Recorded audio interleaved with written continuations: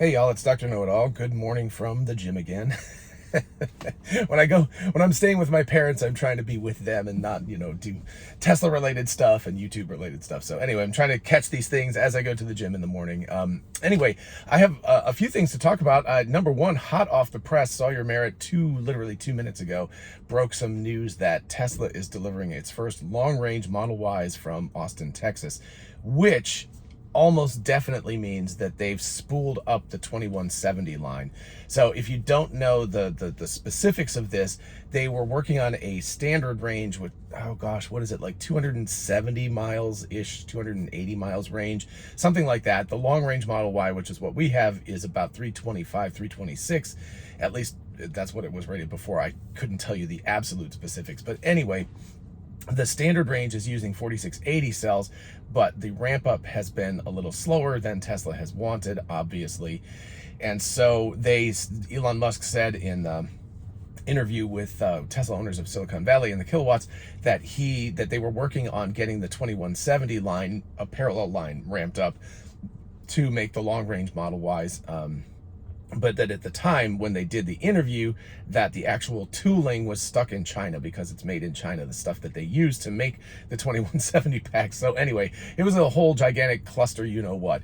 And so anyway, but that interview was several weeks ago, and pretty obviously what they've gotten is they've gotten the tooling that they need to get the 2170 line up. They've got the batteries in place. That is the non-structural battery pack. So it's like, this is a 2021 model, even though we got it in December of 2020. You know how that works. But anyway, it's a couple of years old now, so there'd be a lot of differences. But the basic structure of this thing is more or less the same, except that they have a front casting instead of just putting together the front. So we have a rear casting, and the front is put together in a bunch of ways. And, lots of pieces, lots of robots. They now have front casting as well.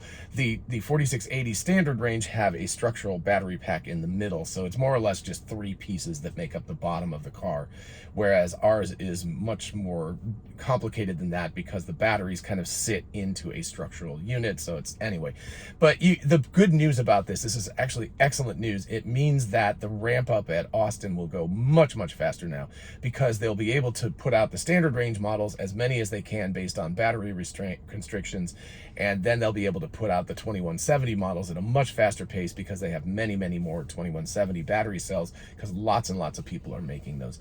So that's number one on the agenda. Number two on the agenda, which is what I was going to start talking about, or start with, was Herbert Diess has now said that he's fighting back or punching back about the Volkswagen Cariad thing. I'll put a link to this at the end of this video so you can watch it, but I did a whole thing about their Cariad software and what a complete disaster it is, and how much money they've thrown down the toilet to try to get this working, and how none of the 5,000 software engineers are happy about the project, and it's gone off the rails, and Porsche and Audi are upset. Anyway, there's a whole long story about this. But anyway, so it's gotten a lot of bad press with obviously people, with way more with way more clout than me. And so Herbert Diess, the CEO, president of Volkswagen Group, has fought back and said, look, we're doing this. It's super hard. Nobody else in the world is doing this. That's what he said. It's crazy. And so I just wanted to push back against that, because Tesla not only has developed all of their software for their vehicles in-house, they've developed all of their factory software and their accounting software, as far as I understand it, in-house as well. So they have done way more work on creating software than Volkswagen has done. So I don't know what he's counting that as. I would assume that Chinese companies have also, the startups have been building their own software, as far as I understand. I don't know about Rivian and what they're using. Lucid said that they're building their own software based on Android, but still it's their own custom redesign of it. And anyway, I mean, you could split hairs about that if you want to, but Tesla at the very least has created a ridiculous amount of software on their own, and they were the leaders in this thing. They were the ones who were pushing the industry, not only to go electrification into electric vehicles, but also just to start treating vehicles like software, like a computer more than a vehicle, right? So that you have over-the-air updates, you have a lot of software control, you have a lot of nuance in the software that's in there, that's all developed in-house, it's vertically integrated. So for Diess to just kind of ignore Tesla in that light is a little ridiculous. again, it's sort of politics, right? You know, you've got the CEO of the company that's got to say things and make it sound like stuff is better, but still to completely ignore reality is pretty outrageous. So anyway, and then we get to, so that is what it is, right? It's just somebody making public statements that he will never be held accountable for. So it's ridiculous, but at the same time, it's kind of to be expected in the world. Of much more sort of existential danger to SpaceX and Starlink in particular is what Dish Network has been doing. If you don't live in the United States, Dish is a cable sort of competitor. It's what DirecTV, Dish Network, and cable, right? Those are kind of the options you have. This is really old school, right? I mean, this is one-way unidirectional sort of things for the most part, right? Where you get NBC or something and it's broadcast to the satellite box, and then it goes into your receiver in the house and you watch things, and they do have some on demand and stuff like that now. And I believe that they have their own internet service as well, but it's super slow because it's geosynchronous orbit, so it's very, very low, you know, very, very high ping, excuse me, and pretty low bandwidth and stuff too. So it's we're talking about 90s technology here, but Dish has apparently a lot of very, very expensive paid lobbyists, and they are trying really hard to kill Starlink in the United States for the most part. So let's read this letter. I will put a link to this in the description. There's a link that you can click on and write a letter to your congressperson in the US.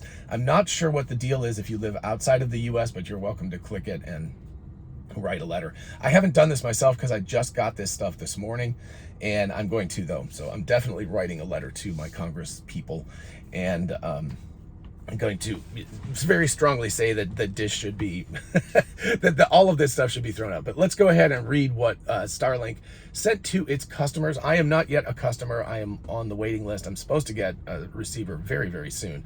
So obviously this will start to affect me personally very, very rapidly if this doesn't get resolved.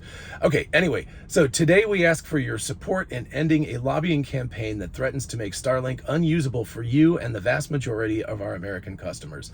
As recently reported, Dish Network has been hoarding spectrum for years as a strategy for preventing open and fair competition. Most recently, Dish has been attempting to claim new rights to the 12 gigahertz band, which is the spectrum you currently use to download content with Starlink.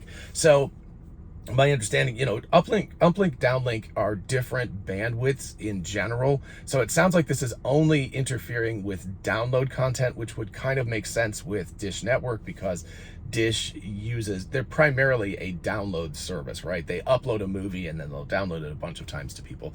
So it would make the most sense that they would be competing with the downlink end of the spectrum. But anyway, it doesn't matter. If you can't download stuff, you can upload things all day. If you can't download stuff, you can't use your internet connection. Okay, so continuing on.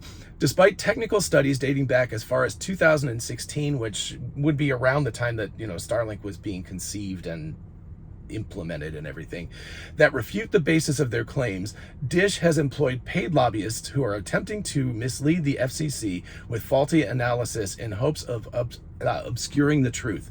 In reality, if Dish gets their way, Starlink customers will experience harmful interference more than 77% of the time and total outage of service 74% of the time, rendering Starlink unusable for most Americans. You can read the details here. If the FCC and your members of Congress have the power to stop The FCC and your members of Congress have the power to stop this effort, but they need to hear from you.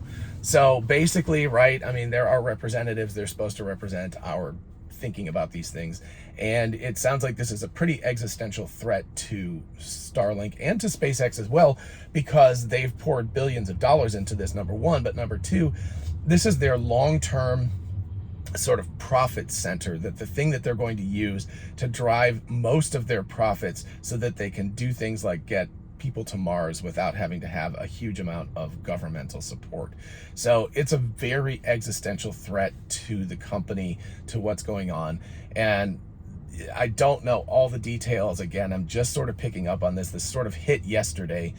But it sounds like what's been happening is that Dish Network, in a kind of monopoly bid, has been trying to eat up spectrum. And remember, there's only so many radio wave frequencies that people can utilize. And these are not just, it's not just 12 gigahertz. It's not just one individual frequency. It's a whole bandwidth, because you've got to do frequency modulation, and you've got to have room for noise and gaps between all the different frequencies so that they don't interfere with each other. So if they take this, that leads to Starlink not being able to download content to you. So if you're using the internet and you say, please give me the Google search page or something, and it uploads that, and then Starlink needs to download the Google search page with the graphics and all the whatever, or a YouTube page or the video that you want to watch. If you can't download that content 74% of the time or 77% of the time, basically 3/4 of the time, if you can't do that, you obviously can't use that internet service. It's not going to be something that you're going to be happy to pay $100 a month to utilize. So that is completely a threat to Starlink's everything. And if you're thinking like, oh, they can just change the frequency, you have to buy the spectrum, you have to be licensed for that spectrum, and you have to build the hardware. So every single satellite that's in space above our heads right now is utilizing that 12 gigahertz bandwidth to download content to users. You can't go up into space and change out all those things. You'd have to make whole new satellites, assuming that you ever even got permission to use another frequency, and you'd have to relaunch the entire constellation and all of this stuff. So Dish is playing really, really dirty pool here, and they're attempting to abuse monopoly powers, and they're attempting to abuse lobbying powers. They've got a bunch of people who are obviously taking Congress people out to lunch and buying them nice vacations in the Caymans or whatever it is that lobbyists do to essentially bribe politicians. It's basically what it is. It's pretty insane that you're even allowed to do things like this, because it's essentially bribery to get what you want rather than what the American populace wants. So SpaceX is in big trouble if this continues moving through and they're disallowed from using the frequency that they are already using to download content. And that won't affect the rest of the world. Obviously, excuse me, if you live in Europe or China, or, well, if you live in China, you can't use it anyway, but Australia or something, right? So if you live in other places, this won't have an effect on you, but Americans have the money to pay for this service, which is very helpful because they need that in order to pay for that. And also there's a lot of US citizens that already have Starlink and have it on order like I do. So there's a lot of people that will be affected by this. And I would imagine that other companies like Spectrum, which is who I have currently and who I will get rid of as soon as I find out. Here we go again. Always happens. We hit the 12-minute mark and it's like, nope, you're supposed to be done now. Anyway, but like Spectrum and other cable companies probably want this to happen too, because if they're paying attention, they're going to realize that if I get Starlink and I like Starlink and it's better than my cable, I'm going to cut the cable cord and not have a cable modem anymore. So that will cause huge problems for them as well. So I imagine there would be a large chunk of interested parties who are trying to keep Starlink from becoming as ubiquitous as SpaceX wants it to be. So this is really, really big threats. This is a huge thing. So if you're watching this video, if you're a US citizen especially, if you can take just a couple of minutes and fill out that form, most of it you can just kind of, boilerplate it. You don't even have to write a letter if you don't want to, but I encourage you to write a little extra because they always pay attention to that.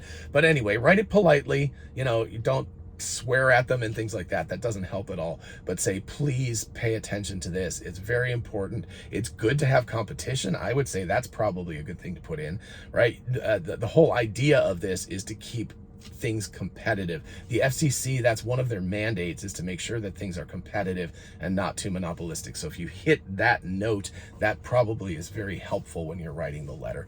So anyway, that's it's a pretty big deal. Again, Long Range Model Y out of Texas, if that is true, and Sawyer Merritt is pretty much 100% accurate, that's fantastic news for Tesla that they are able to produce these 2170 vehicles. In terms of Herbert Diess and Volkswagen Group, wow, guys, you need to kind of smell the roses and realize that you're not the first or the only company to be making software that's vertically integrated in-house. That's for sure not the case. And then third is this existential threat to SpaceX and Starlink. This could actually bankrupt SpaceX, so it's that big of a deal. So anyway, if you have the time and the interest, you should definitely write to your Congress people. Use the form in the description and, do something about it. So anyway, thank you all. I'm going to go to the gym and upload this video, and I will see you all in the next one. Bye-bye.